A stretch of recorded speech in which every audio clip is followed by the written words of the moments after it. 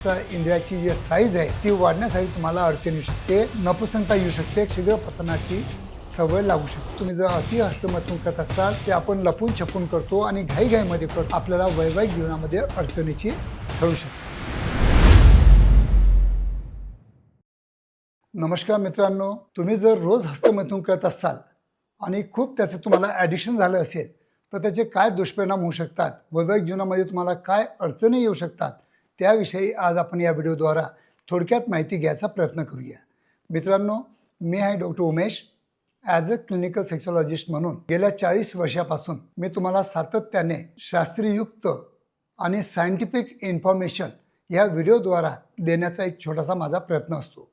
खरोखर माझा हा प्रयत्न तुम्हाला आवडत असेल तर नक्कीच माझ्या मराठी चॅनलला सबस्क्राईब करा आणि जास्तीत जास्त माझ्या मराठी बांधवांना शेअर पण करा. तर मित्रांनो, आजचा जो आपला विषय आहे की अति हस्तमैथुन केल्यामुळं तुमच्या वैवाहिक जीवनामध्ये काय अडचणी येऊ शकतात त्याविषयी आज आपण थोडक्यात माहिती घेऊया. मित्रांनो, हस्तमैथुनची जी सवय असते ते कोणतरी आपल्यापेक्षा थोडासा वयस्कर एखादा आपला मित्र वगैरे आहे तो आपल्याला लावून टाकतो. किंवा आजच्या स्थितीमध्ये जेव्हा आपण रील्स वगैरे बघतो किंवा काही इरोटिक रील्स येतात किंवा इरोटिक आपण व्हिडिओ बघतो त्याच्यामुळं पण आपल्याला सवय लागते आणि कोणाकोणाला तर त्याचं ॲडिक्शनच होऊन जातं की जोपर्यंत इरोटिक रील बघत नाही तोपर्यंत त्याला इरेक्शन येणार नाही आणि जोपर्यंत मास्टरबेशन करणार नाही तोपर्यंत त्याला आनंद मिळणार नाही किंवा प्लेजर मिळणार नाही, डिप्रेशनमधून मुक्तता मिळणार नाही आणि त्याच्यामुळे काय होतं, त्याला ॲडिक्शन लागून जातं. आणि आता आजच्या स्थितीमध्ये जर बघितलं तर सगळ्यांच्या हातामध्ये मोबाईल आहेत, पोर्नोग्राफी आहेत, इरोटिक व्हिडिओज आहेत, रील्स आहेत. तर त्याच्यामुळे मला वाटतं की आजच्या जगामध्ये पुरुष म्हणा किंवा स्त्रिया म्हणा हस्तमैथुन केल्याशिवाय त्यांना काही पर्यायच नाही. कारण की हस्तमैथुन म्हणजे कसं असतं की जेव्हा केव्हा आपल्याला स्त्रीभोग करण्यासाठी स्त्री उपलब्ध नसेल तर तेव्हा आपण हस्तमैथुन करतो. पण आता हस्तमैथुन केल्यामुळे कोणते कोणते दुष्परिणामाला तुम्हाला सामोरं जावं लागतं त्याच्याविषयी आपण जाणून घेऊया. सगळ्यात महत्त्वाचं कारण, तुम्ही जर अति हस्तमैथुन करत असाल तर नक्कीच वैवाहिक जीवनामध्ये तुम्हाला प्री मॅच्युअर इजॅक्युलेशन म्हणजे शीघ्र पतनाची सवय लागू शकते. का बरं लागू शकते?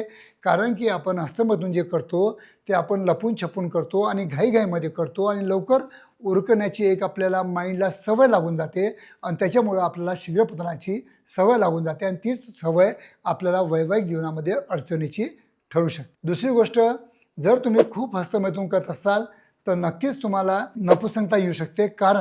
कारण की हस्तमैथुन करताना आपण ग्रीप खूप जास्त पकडतो आणि खूप फिगरसली जर हस्तमैथुन केलं तर मला वाटतं की आपल्या जर जाळं असतं लिंगाच्या अवतीभोवती त्याच्यातल्या ज्या नसा असतात त्या आपण डॅमेज करून बसतो. म्हणजे समजा 100 नसा असतील तर 10 नसा पण डॅमेज झाल्या तरी तिथला रक्तपुरवठा कमी होतो आणि म्हणून आपल्याला वैवाहिक जीवनामध्ये नक्कीच आपल्याला नपुसंकताचा त्रास होऊ शकतो. तिसरी गोष्ट की जर तुम्ही खूप हस्तमैथुन करत असाल तर नक्कीच तुमच्या इंद्रियाची जी साईज आहे ती वाढण्यासाठी तुम्हाला अडचण येऊ शकते.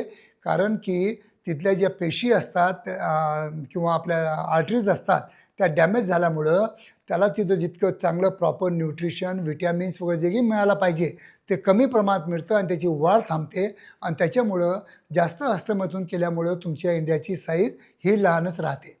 त्या 3-4 गोष्टी तर खूप महत्त्वाच्या आहेत. आणि चौथी गोष्ट तुम्हाला सांगतो मी की खूप जास्त हस्तमैथुन केल्यामुळे बरेच माझ्याकडे पेशंट येतात, ते गिल्टमध्ये असतात. इतके गिल्टमध्ये असतात की त्यांना अँझायटी येतं, डिप्रेशन येतं. मग त्यांना आम्हाला अँटीसायकोटिक मेडिसिन देऊन चांगलं करावं लागतं. हे पण एक कारण आहे. तुम्ही जर हस्तमैथुन केलं तर तुम्हाला गिल्ट होतं आणि तुम्हाला सायकोलॉजिकल पण आजार होऊ शकतात.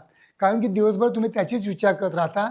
आपल्या हाताने काही चुकीचं घडलं का असं समजून आपण सायकोलॉजिकल पेशंट होऊन जातो आणि त्याच्यामुळं मग आपल्याला अँझायटी, डिप्रेशन येऊ शकतं.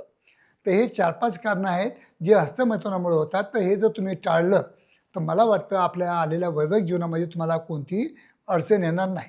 आता ही मी जे कारणं सांगितले तुम्हाला, जे लक्षणं सांगितले, ही अति हस्तमैथुनाची सांगितली. मग आता हस्तमैथुन करायला पाहिजे का नाही करायला पाहिजे हा पण प्रश्न उठतो. तर मी तुम्हाला ॲज अ सायंटिफिक डॉक्टर सांगेल, in the young age you have to do the masturbation but weekly once or fortnightly once इतकंच तुम्हाला आम्ही ॲडवाईस करतो. जर इतकं तुम्ही जर केलं तर मला वाटतं की कोणत्याही तुम्हाला नसा डॅमेज होणार नाही किंवा सवय लागणार नाही किंवा तुमचं म्हणजे काही नुकसान होणार नाही. तर हे तुम्ही फक्त इतकं लक्षात ठेवा. आणि तुम्ही जर खूप अति हस्तमैथुन करत असाल तर लवकरात लवकर त्याच्यावर काउन्सिलिंग पण करून घ्या. धन्यवाद मित्रांनो.